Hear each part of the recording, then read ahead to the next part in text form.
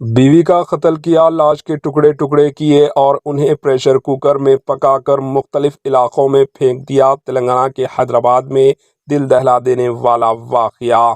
ریاست تلنگانہ کے دارالحکومت شہر حیدرآباد میں ایک دل دہلا دینے والا واقعہ پیش آیا۔ ایک شخص نے پہلے تو اپنی بیوی کو قتل کر کے اس کے ٹکڑے ٹکڑے کر دیے اور پھر اس کو جسم کے ٹکڑوں کو پریشر کوکر میں پکایا اور میرپیٹ پولیس اسٹیشن لمٹس میں مختلف مقامات پر لاش کے پکے ہوئے ٹکڑوں کو پھینک دیا۔ یہ واقعہ 16 جنوری 2025 کو پیش آیا، تاہم 18 جنوری 2025 کو اس وقت منظر عام پر آیا جب میرپیٹ ڈنڈو پلی گاؤں کے رہنے والی گرو مورتی نے سسرالی رشتہ داروں کے ساتھ مل کر پولیس اسٹیشن میں شکایت درج کروائی کہ اس کی بیوی وینکٹ مادھوی 2 دن سے لاپتہ ہے۔ پولیس نے شک کی بنیاد پر شوہر گرو مورتی سے صحیح انداز میں پوچھ گچھ کی تو اس نے اپنا جرم قبول کر لیا۔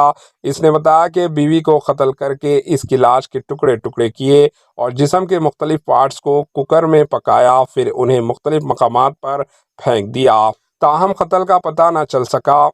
تفصیلات کے مطابق گرو مورتی نے فوج سے رضاکارانہ طور پر ریٹائرمنٹ لی ہے اور وہ فی الحال کنچن باغ DRDO میں آؤٹ سورسنگ بنیاد پر سیکورٹی گارڈ کا کام کر رہا ہے۔